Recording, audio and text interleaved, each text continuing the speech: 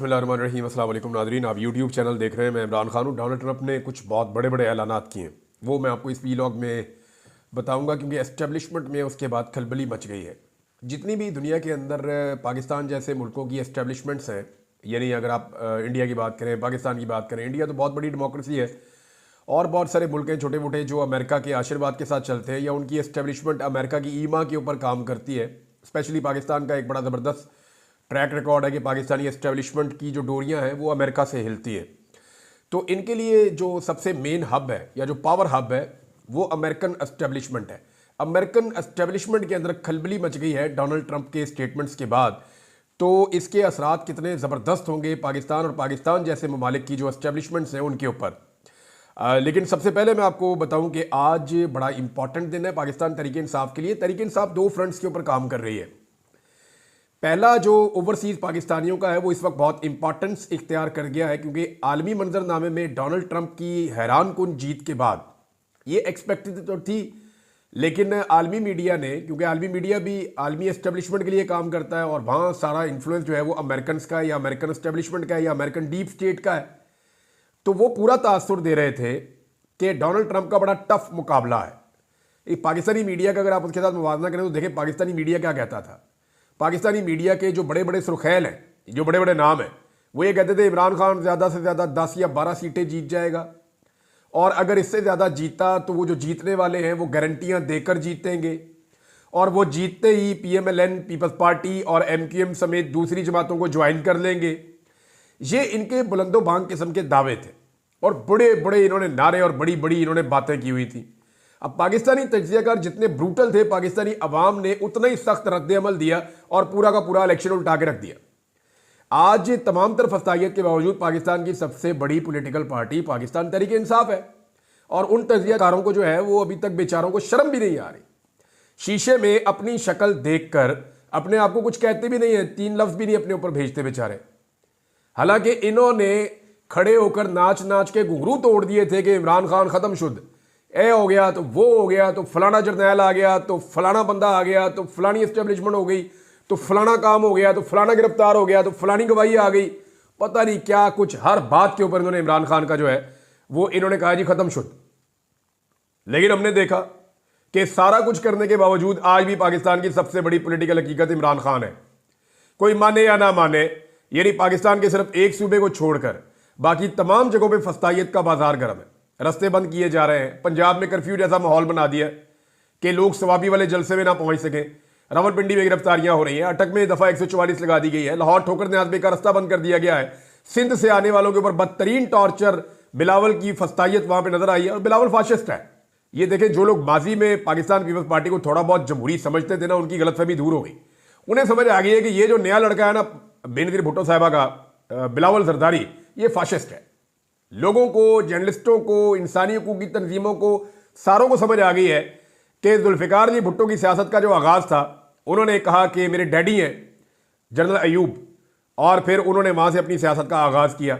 लेकिन बेनज़ीर भुट्टो ने अपनी सियासत जो है वो एक एंटी एस्टेब्लिशमेंट बयानिए के साथ आगे बढ़ाई थी। बेनज़ीर भुट्टो ने बड़ी इज्जत भी कमाई थी। उनकी शहादत के बाद उम्मीद की जा रही थी कि शायद उनका बेटा उनके रास्ते पर चले, लेकिन नहीं। बिलावल जरदारी ने बेनज़ीर भुट्टो साहिबा की सियासत को बर्बाद करके रख दिया, और उन्होंने, बिलावल जरदारी साहब ने अपने वालिद की तरह की सियासत की और वो एस्टेब्लिशमेंट का लौंडा बन गए और कुछ भी नहीं किया। अब वो उसी फस्तायत के रास्ते के ऊपर चल रहे हैं जो नॉर्मली आप देखते हैं पाकिस्तान के अंदर। जिस तरह PMLN करती थी, अब इसी तरह पीपल्स पार्टी करती है। जो पीपल्स पार्टी ने वहाँ पे मारा है बलूचिस्तान में और सिंध में पाकिस्तान तहरीक इंसाफ के कारकुनों को, और जैसे गिरफ्तारियां की हैं, जैसे उनकी पुलिस ने गालियां दी हैं, जो उनकी पुलिस नुकसान कर रही है, अब ये पीपल्स पार्टी का असल चेहरा है। इसको देखें और इसको हमेशा याद रखें। जब भी कभी ये जमहूरियत की बात करें तो इनको ये तस्वीरें निकाल कर दिखाएं।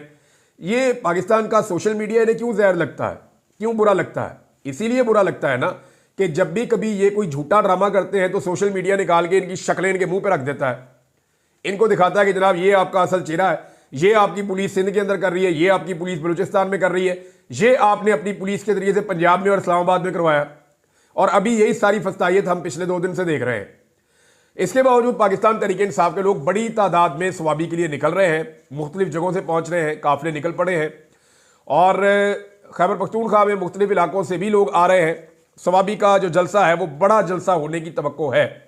एक नया मोमेंटम पाकिस्तान तहरीक इंसाफ बनाना चाहती है, एक नई एनर्जी भी है पाकिस्तान तहरीक इंसाफ में, और इसमें बहुत सारे अहम तरीन स्टेटमेंट्स हैं। सबसे जो अहम स्टेटमेंट है वो इमरान खान साहब का है। इमरान खान साहब ने बहुत क्लियरली कुछ बातें कह दी हैं, और इमरान खान की बहन ने जो स्टेटमेंट उनका बताया वो ये कहा कि इमरान खान ने कहा कि कल स्वाबी जलसा में वकला, टिकट होल्डर्स, MNAs, MPAs और सारे पाकिस्तानी अपने हक के लिए शिरकत करें। जब इंसाफ अदालतों में आएगा तो इमरान खान को इंसाफ मिल जाएगा। अली मोहम्मद खान साहब ने भी कहा कि इमरान खान साहब को सारी उम्मीदें अपनी कौम से हैं और वो यहीं पे आज़ादी हासिल करेंगे। स्वाबी जलसे में इमरान खान ने पैगाम दिया कि इस जलसे में अगले लायामल का ऐलान होगा। आज़ादी की तहरीक के फैसले जो हैं वो सड़कों के ऊपर होंगे। जबकि इमरान खान साहब के अपने ट्विटर अकाउंट से या एक्स अकाउंट से एक ट्वीट किया गया है जिसमें बड़ा वाज़े पैगाम है पाकिस्तानी कौम के नाम। इमरान खान साहब ने कहा कि कल स्वाबी जलसे में हम अपने आइंदा के लायामल का ऐलान कर देंगे। अच्छा, ये बहुत इंपॉर्टेंट है, याद रखिएगा, ये बड़ा खुफिया रखा है पाकिस्तान तहरीक इंसाफ ने। मुझे कुछ हिंट्स हैं, लेकिन मैं ये चाहता हूँ कि पाकिस्तान तहरीक इंसाफ ने जिस चीज़ को खुफिया रखा है वो उनका एक अपना सीक्रेट है, जिसने मुझे कुछ चीज़ें एक दो लोगों ने बताई तो उन्होंने कहा कि जी आप प्लीज़ अभी इसको डिस्क्लोज़ ना करें। हम ये चाहते हैं कि जलसे के अंदर जिस तरह इमरान खान साहब की ख्वाहिश है ये चीज़ें सामने आएँ। तो स्वाबी के जलसे में इमरान खान साहब ने कल रात को ये ट्वीट किया था आज के बारे में, हम अपने आइंदा के लायामल का ऐलान करेंगे। बंदूक के जोर पर आईन और दीगर कवानीन में की गई तब्दीलियों और मुल्क पर काबिज माफिया के खिलाफ हमें मिन हैसुल कौम खड़ा होना पड़ेगा, वरना पाकिस्तान का कोई मुस्तकबिल नहीं है। साबिक़ वज़ीर आज़म इमरान खान साहब का पैगाम, और ये उनके एक्स अकाउंट से जारी किया गया है। अब एक सलमान अकरम राजा साहब जो सेक्रेटरी जनरल है पाकिस्तान तहरीक इंसाफ के, उनका भी एक स्टेटमेंट है और वो आप ये देख लें। लेकिन शेख वक्कास अकरम साहब ने क्लियर किया है कि इमरान खान की पॉलिसी की लाइन जो है वो बड़ी क्लियर है। संजानी जलसा में जो कुछ हमारे साथ किया गया था उसके बाद से इमरान खान साहब ने कहा था, और एस्टेब्लिशमेंट के साथ किसी किस्म की अब हमारी कोई भी एंगेजमेंट नहीं है। जावेद हाशमी साहब ने इमरान खान साहब के बारे में कहा। जावेद हाशमी के बारे में एक बात याद रखिएगा, इन्होंने बड़ी लंबी जेल काटी है। अगर पाकिस्तान में किसी सियासी कैदी के ऊपर एक लंबी जेल और लंबे अरसे तक सख्तियां रही हैं तो वो जावेद हाशमी है। नवाज शरीफ डील करके निकल लिए, नवाज शरीफ के करीबी दोस्त डील करके निकल लिए, ख्वाजा आसिफ, ख्वाजा साद रफीक, बायर, सारे अपनी अपनी इंजॉयमेंट कर रहे थे, अपना अपना कारोबार कर रहे थे। एक आदमी डट कर खड़ा था मुशर्रफ के रिजीम में, और वो था जावेद हाशमी। जावेद हाशमी साहब ने आसिफ अली जरदारी की जेल तो जेल ही नहीं थी ना, जरदारी साहब तो जेल के साथ वाली कोठी के अंदर अपनी लाइफ इंजॉय कर रहे थे। बाकायदा उनको वहाँ वो सहूलतें मुयसर थी जो अच्छे खासे आदमी को, जो आज़ाद आदमी उसको मुयसर नहीं होती। अक्सर वहाँ से वो फार्म हाउसेज पे भी चले जाया करते थे। तो जरदारी साहब की जेल तो जेल थी ही नहीं। जावेद हाशमी साहब की जेल ज़रा गौर कीजिएगा। उन्होंने कहा कि मैंने 10 साल जेल काटी है, मगर जिन मराहिल से इमरान खान को गुजारा गया है, अगर इन मराहिल से मुझे गुजारा जाता तो मैं भी शायद डील कर लेता। ये वो जावेद हाशमी है जिसको इतनी सख्तियां बर्दाश्त की कि आज वो सही तरह बोल नहीं सकते, सही तरह चल नहीं सकते, और ये सारे वो तोहफे हैं जो जेल में उनको मिले। उन्होंने शरीफ खानदान के लिए पूरी एक जंग लड़ी अपनी जमहूरियत के लिए, लेकिन शरीफ खानदान के बार बार सौदों से, बार बार डीलों से तंग आकर उन्होंने अपने आप को उनसे दूर कर लिया। अब वो इमरान खान के बारे में ये दावा कर रहे हैं कि मैं 10 साल जेल में रहा हूं, लेकिन 10 साल में मेरे साथ वो नहीं हुआ जो इमरान खान के साथ हो गया है। और अगर मेरे साथ ये किया जाता या मुझे इन मराहिल से गुजारा जाता तो मैं डील कर लेता। इतना जुल्म किया जा रहा है कि एक कमरे में इसे बंद किया हुआ है और इसे डील के लिए कहा जा रहा है। अच्छा जी, एक स्टेटमेंट जो है वो सलमान अकरम राजा साहब का है। यहां से आपको आइडिया हो जाएगा कि सबका स्वाबी जलसा में जाना कितना जरूरी है। इमरान खान साहब ने बड़ा क्लियर कर दिया है। वैसे मैं कल रिपोर्ट करूंगा आपको दिन के वक्त, मे भी हम जाएं भी स्वाबी जलसे में, तो आपको हम रिपोर्ट करेंगे कि एक्चुअली स्वाबी में किस तरह लोग पहुंच रहे हैं, उनका टेम्परामेंट क्या है, लोगों के जज्बात क्या है। क्योंकि इससे पहले मैंने देखा कि पाकिस्तान तहरीक इंसाफ के कारकुन बहुत गुस्से में हैं और वो बड़े रिएक्टिव हैं, यानी वो चाहते हैं कि इमरान खान साहब जेल से बाहर आएँ और पाकिस्तान के हालात ठीक हों। सलमान अकरम राजा साहब ने कहा कि मैं कहूँ कि मैं बड़ा वकील हूँ, मेरा काम सिर्फ अदालतों में मुकदमे लड़ना है, सड़कों पर निकलना मेरे शाया निशान नहीं है, तो ये गलत है। इंसानों कौमों की ज़िंदगी में लम्हा आता है जब फैसला करना पड़ता है कि हमने जुल्म के खिलाफ अमल का हिस्सा बनना है, लिहाजा मैं निकलूंगा। कि हमने जुल्म के खिलाफ अमल का हिस्सा बनना है, लिहाजा मैं निकलूंगा। अब हर पाकिस्तानी को भी फैसला करना है, उसने महफूज जगह पर बैठकर मुबस्सिर बनना है या कौम की तारीख में अपना हिस्सा डालना है। ये जनाब सलमान अकरम राजा साहब का पैगाम है। और आज का दिन बहुत इंपॉर्टेंट, पाकिस्तान तहरीक इंसाफ कितना बड़ा शो करती है ये हम आपको दोपहर के बाद बताएंगे भी, जब सारे काफिले स्वाबी की तरफ जा रहे होंगे। अब आ जाए जनाब, जो नौ मुंतखब अमरीकी सदर हैं उन्होंने क्या मुसीबत पैदा कर दी है अमरीकी एस्टेब्लिशमेंट के लिए। अमरीकी एस्टेब्लिशमेंट वो एस्टेब्लिशमेंट है जो पाकिस्तानी एस्टेब्लिशमेंट को कंट्रोल करती है, और सिर्फ पाकिस्तान की नहीं, दुनिया की बेशुमार एस्टेब्लिशमेंट्स हैं जिनको वो कंट्रोल करती है। मैंने खुद बड़े बड़े तगड़े बंदों को अमेरिकन एस्टेब्लिशमेंट के सामने घुटने टेकते हुए पूरा रिकॉर्ड है, ना सिर्फ पढ़ा है ना सिर्फ देखा है, बल्कि मैंने जेन्युइनली देखा कि वो जब बात करते हैं तो वो बहुत परेशान हो जाते हैं, स्पेशली जब अमेरिकन की तरफ से कोई ऑर्डर आता है। तो अब जो डोनाल्ड ट्रंप ने कह दिया है ना, या जो उन्होंने ऐलानात कर दिए, ये टोटल 11 ऐलान है जो डोनाल्ड ट्रंप ने किए हैं। ये 11 ऐलान अमेरिकन एस्टेब्लिशमेंट के लिए आप समझे एक तरह की मौत है। डोनाल्ड ट्रंप ने किया क्या, जरा ये सुने आप, मैं आसान करके आपको बता रहा हूं आपकी जबान में। और ये मेरी मनसूबाबंदी है कि हम वाशिंगटन की बदउनवानी से अपनी जमहूरियत को वापस हासिल करेंगे, बदउनवानी से पाक करेंगे वाशिंगटन को, और हमेशा के लिए गहरे रियासती निज़ाम यानी जो डीप स्टेट है, बंद कमरों के फैसले, वो जो मैं कहता हूं आपको कि बंद कमरों में 4 बंदे बैठे पूरे मुल्क का फैसला कर दिया, हम ये करेंगे हम वो करेंगे, जाती मफादात उसके अंदर लोगों के आ जाते हैं, अपने जाती मफादात आ जाते हैं, अपने करीबी लोगों के, अपनी एक क्लास के मफादात आ जाते हैं। तो उन्होंने कहा जी डीप स्टेट को खत्म कर देंगे, खात्मे का ऐलान कर दिया, और 4 साल बाद होते हैं। डोनाल्ड ट्रंप को पहले ये बात समझ आने में टाइम लग गया था, जैसे इमरान खान साहब को समझ नहीं आ रही थी और जैसे हमें समझ नहीं आ रही थी। हम यही समझ रहे थे सारा निज़ाम ठीक चल रहा है, ऐसे ही चलता है। वो तो फिर जब पता चला तो निज़ाम गले पड़ गया। तो यानी पाकिस्तानी ज़्यादातर यही समझते थे ना कि एस्टेब्लिशमेंट जो फैसला करती है वो पाकिस्तान के मफाद में करती है, लेकिन फिर हमें पता चला कि नहीं, एस्टेब्लिशमेंट माफिया के साथ डील्स भी करती है। फिर हमें पता चला कि एस्टेब्लिशमेंट और माफिया बीच में से बाद औक़ात मिले हुए भी होते हैं। फिर हमें पता चला कि एस्टेब्लिशमेंट जिन लोगों के कंट्रोल में होती है, बाद औक़ात वो अपने ज़ाती मफाद के लिए भी काम कर रहे होते हैं, मुल्क के लिए नहीं कर रहे होते, और बहुत सारे काम वो मुल्की मफाद में भी करते हैं। वन साइडेड हम नहीं चल सकते। तो डोनाल्ड ट्रंप के ऐलानात, पहला ऐलान उन्होंने कहा सबसे पहले मैं फौरी तौर पर अपना 2020 का एग्जीक्यूटिव ऑर्डर दोबारा जारी करूंगा। अब ये 2020 में जाके ट्रंप ने किया था, क्योंकि ट्रंप को अपने आखिरी साल में एहसास हुआ कि ये क्या गेम हो रहा है और मेरे खिलाफ क्या खेल खेला जा रहा है।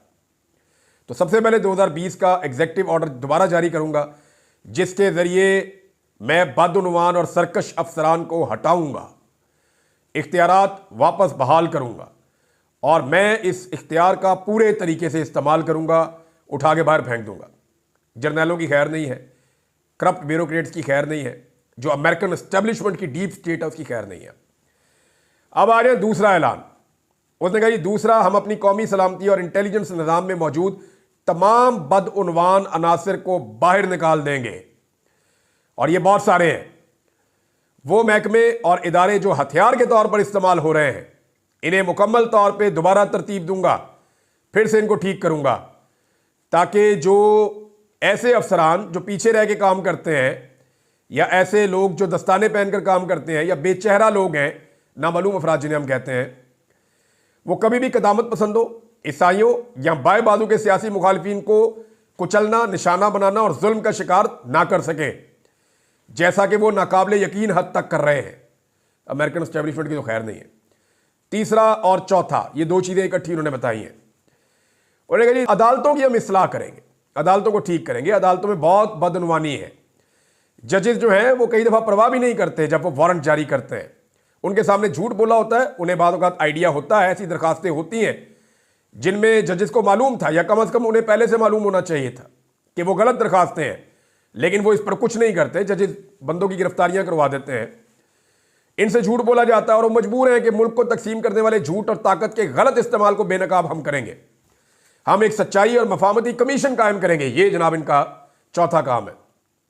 यानी एक ऐसा कमीशन बनाएगा जो इस तरह के सारे मामलों को एक्सपोज करेगा कि कहां कहां पे ज्यादती हो रही है। तो पाकिस्तान के अंदर कई अदालतों में जजेस ने बड़ा अच्छा स्टैंड लिया, वो खड़े हो गए, उन्होंने कहा नाइंसाफी नहीं करेंगे, लेकिन कई जजेस आला कार के तौर पर इस्तेमाल भी हुए। ये मादी से लेकर अब तक का ट्रैक रिकॉर्ड है। तो डोनाल्ड ट्रंप उसका इशारा कर रहा है, वहां अमेरिका में भी ये गेम होती है। पांचवा, उन्होंने कहा कि हुकूमत के उन लीकर्स के खिलाफ एक बड़े क्रैकडाउन का आगाज करेंगे। हुकूमतों के अंदर बंदे बैठे होते ना, इधर से निकाल के एक शुदनी छोड़ दी, इधर छोड़ दी, ये एस्टेब्लिशमेंट के कहने के ऊपर प्रोपेगेंडे का हिस्सा बन रहे होते हैं, नए प्रोपेगेंडास खड़े कर रहे होते हैं, जाली खबरों के साथ साजिश करके झूठियां कहानियां फैलाते हैं और हमारी हुकूमत और जमहूरी निज़ाम को नुकसान पहुंचाने की कोशिश करते हैं। ये हर मुल्क की एस्टेब्लिशमेंट ने ना ऐसे बंदे रखे होते हैं, इधर से खबर लीक करवा दी, उधर से करवा दी, फला मीडिया को ये दे दिया, उसको ये फीड कर दिया, तो वो कह रहे हैं जी इनको मैं नहीं छोड़ूंगा और इन पर क्रिमिनल चार्जेस लगाएंगे, फौजदारी मुकदमात करूंगा इन पे। छठा, उसने कहा कि जितने भी हमारे इंस्पेक्टर जनरल्स हैं, आईजी हैं, जैसे हमारे आईजी होता है सूबे का, इनके दफातर को मुकम्मल आज़ाद कर देंगे और जो मेन महकमा बना हुआ उसके साथ इसका जिस्मानी ताल्लुक खत्म हो जाएगा। सारे आईजी आज़ाद हो जाएंगे, बिल्कुल इंडिपेंडेंट हो जाएंगे, ये कोई इनके ऊपर इन्फ्लुएंस नहीं कर सकेगा, ये किसी की निगरानी में काम नहीं करेंगे। जब ये निगरानी में काम नहीं करेंगे तो इनके ऊपर दबाव नहीं आएगा और ये डीप स्टेट के असर से आज़ाद हो जाएंगे। यानी होता यह है कि वो एस्टेब्लिशमेंट के गुलाम बन जाते हैं अपनी नौकरी के लिए, अपनी तरक्की के लिए। जब उन्हें उनसे आज़ाद कर दिया जाएगा एस्टेब्लिशमेंट के असर से, तो वो इंडिपेंडेंटली पुलिस काम करेगी और सियासी मकासद के लिए इस्तेमाल नहीं होगी। सातवां निज़ाम जो ऐलान किया है डोनाल्ड ट्रंप ने, उन्होंने कहा सातवां, मैं कांग्रेस से एक आज़ादाना ऑडिट निज़ाम कायम करने की दरख्वास्त करूंगा ताकि हमारे इंटेलिजेंस इदारों की मुसलसल निगरानी की जा सके।